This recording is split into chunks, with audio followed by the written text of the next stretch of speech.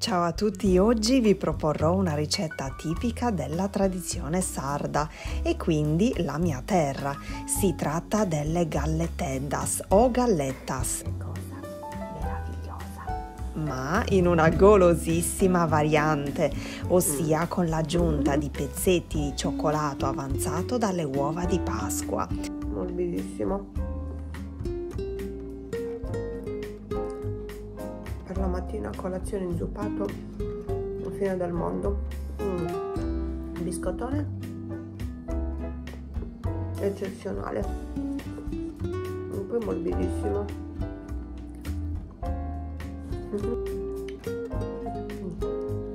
Un bel tuffo. Ho pensato quindi di unire la tradizione sarda ad una bella ricetta di riciclo di cioccolato che solitamente resta post Pasqua, e quindi le famosissime morbidissime gallette sarde che profumano di limone e allo stesso tempo profumeranno anche di cioccolato. Le adoro alla follia e mi fanno pensare subito alla mia infanzia. Realizzarle è semplicissimo e vi dico già che gli ingredienti sono questi e che non si possono sostituire con altri, ad esempio il lievito al posto dell'ammoniaca per dolci oppure il burro al posto dello strutto, altrimenti purtroppo non si ottiene lo stesso risultato come tradizione vuole. Inizieremo subito a versare 150 g di zucchero in una ciotola e li amalgameremo a 2 uova grandi a temperatura ambiente, alla scorza di un limone grande grattugiato e biologico e ai semini di una bacca di vaniglia tagliata a metà. Vedete, io li prelevo così con l'aiuto di un coltello. Mescoliamo con una frusta a mano e se dovessimo notare che ci sono ancora dei puntini più compatti di semi di bacca, allora schiacciamoli con l'aiuto di una forchetta.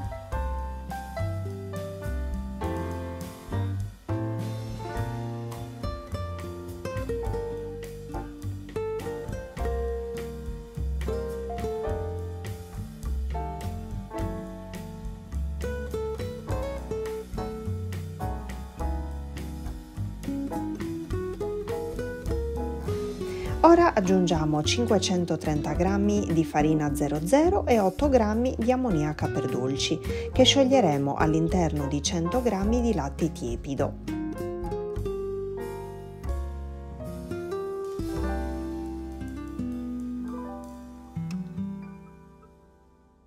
Eccolo qui. Nel mentre che lo versiamo al centro della farina, mescoliamo con l'aiuto della frusta a mano. Non mescoliamo del tutto perché manca ancora un ingrediente fondamentale in questa ricetta, ossia lo strutto. Deve essere morbido, come potrete notare dal video, e in quantità deve essere 100 grammi. Devono essere 100 grammi. Ora impasteremo con le mani fino ad ottenere un impasto quasi formato, perché poi al centro, tutto sopra, uniremo 150 grammi di cioccolato misto avanzato dalle uova di Pasqua. Mi raccomando, resistete alla tentazione di mangiarvelo tutto sul momento. Non ho resistito, mentre li tagliavo a pezzetti ne ho mangiato qualcuno. Che bontà! Poi comunque decidete voi quale utilizzare, intendo di quale tipo di cioccolato, o se non ve ne è avanzato, quindi pure omettere questo passaggio. Ma in questo caso vi direi subito, non sapete cosa vi state perdendo. Che golosona sono! Creiamo una palla liscia ed omogenea, aiutandoci anche con l'aggiunta di poco farina in più, giusto per staccarci l'impasto dalle mani, ma facendo attenzione che dovrà restare sempre bello morbido. Eccolo qui, lo lasciamo dentro la ciotola e lo copriamo con un canovaccio. Facciamo riposare così per 30 minuti. Trascorso questo tempo saremo pronti per formare le nostre prime gallette sarde al cioccolato. Ci inumidiamo le mani con poco latte, stacchiamo una pallina di impasto, la arrotoliamo tra le mani e le diamo la forma allungata, tipo biscotto pistocchus per intenderci. Schiacciamo un po', inumidiamo ancora con un po' di latte e tuffiamo il biscottone all'interno della ciotola contenente lo zucchero semolato. Adagiamo il nostro primo biscotto sardo sulla leccarda del forno con sovrapposto un foglio di carta da forno e procediamo in questo modo così come vi sto mostrando in video. Le classiche forme delle galleteddas sono proprio a forma di fiorellino con il foro al centro, ma stavolta ho pensato di farle in questa maniera.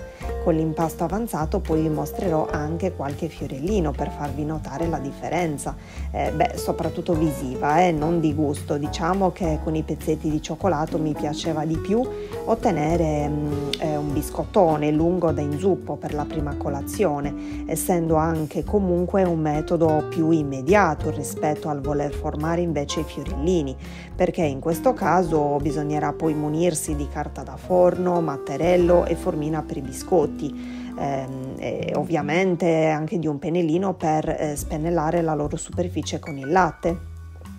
Nel frattempo abbiamo già infornato la prima teglia dei biscottoni, galleteddas, e li cuoceremo in forno già caldo a 170 gradi per 15 minuti nel ripiano centrale del forno e proseguiamo quindi con il resto dell'impasto come vi sto mostrando.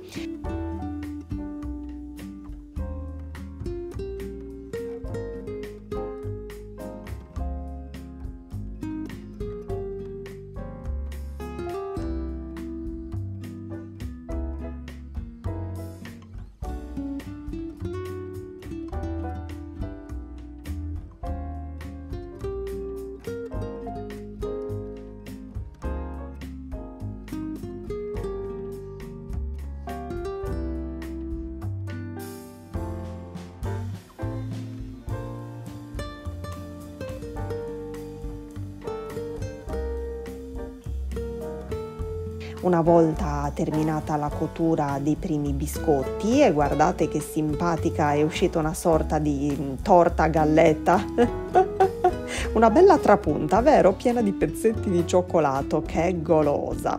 Non vi spaventate ovviamente perché è soltanto un effetto della bella lievitazione. Sembrano dei cuscini, poi si staccheranno tranquillamente gli uni dagli altri o con le mani o regolando i bordi con un coltello o tutte e due, ma solo una volta freddi, ecco, per evitare che si rompano, talmente sono friabili. Vi mostro già come sono morbidi e che cuore cremosissimo hanno. Ora procederemo con la seconda infornata, spennelliamo con poco latte i fiorellini e poi li cospargiamo con lo zucchero semolato. Cuociamo quindi alla stessa temperatura e allo stesso tempo. Ecco quello di cui vi stavo parlando prima, guardate come si staccano bene gli uni dagli altri senza difficoltà. Cottura ottimale, fondo non bruciato e cioccolato a pezzetti bello cremoso. Non preoccupatevi se doveste sentire molto forte l'odore dell'ammoniaca quando togliete la teglia dal forno, ma è normalissimo, perché da calde si sente, ma una volta freddate completamente vedrete che svanirà e si sentirà soltanto il buon profumo e sapore della galletta sarda. Ed ecco prontissime tutte le nostre galleteddas, disposte così tutte in fila. Ma non sono meravigliose? Con queste dosi escono tutte quelle che vedete appunto qui sul tavolo, ma ve ne innamorerete all'istante, al primo morso. Sono delle gallette morbide e profumate e in questa straordinaria variante sono sicura che non ne potrete più fare a meno. Inzuppate sono l'ideale, ma anche gustate così semplici perché restano cremosissime e si sciolgono quindi in bocca, ma si riescono a dividere soltanto con 2 dita di una mano. Pensate un po', sono troppo buone, si conservano dentro una scatola di latta chiusa bene ermeticamente e restano buone così anche per una decina di giorni. Spero tanto che questa ricetta vi sia piaciuta, che la proverete anche voi e se vi fa piacere seguitemi anche sugli altri social, Instagram, Facebook, Telegram, troverete tutti i contatti giù in descrizione e anche nel primo commento. Vi aspetto, vi abbraccio forte forte e vi rimando ai prossimi video. Ciao!